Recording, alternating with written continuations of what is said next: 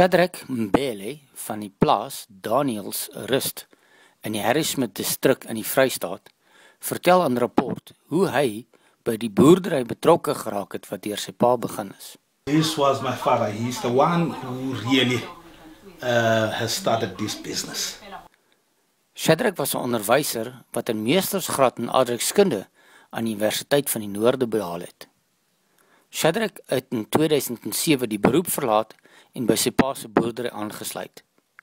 Daniels Rust word as 'n trustbedryf met Shadrack wat die boer is wat die ding op die plaas laat gebeur. Stoetbeesteelery was van die vroeëre suksesse wat Shadrack saam met sy pa behaal het.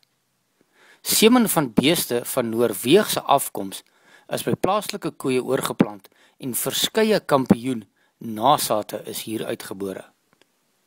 Shadrack het nou genoeg beeste om 'n melkboerdery te bedryf, maar is op soek na nog veiding. Shadrack soek nog grond. Sy buurman Piet Gerber wil sy grond verkoop.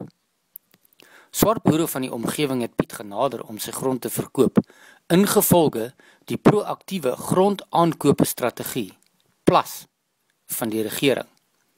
Die proses om Piet se grond te verkoop is al in Februarie aan die rol gesit, maar sloer nog steeds.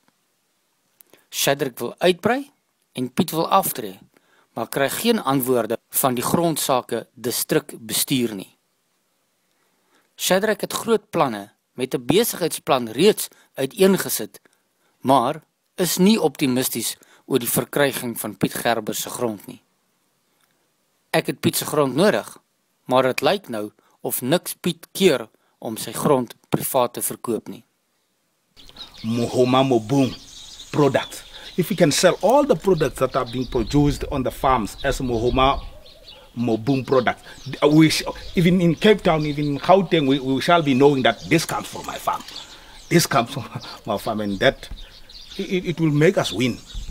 We will win.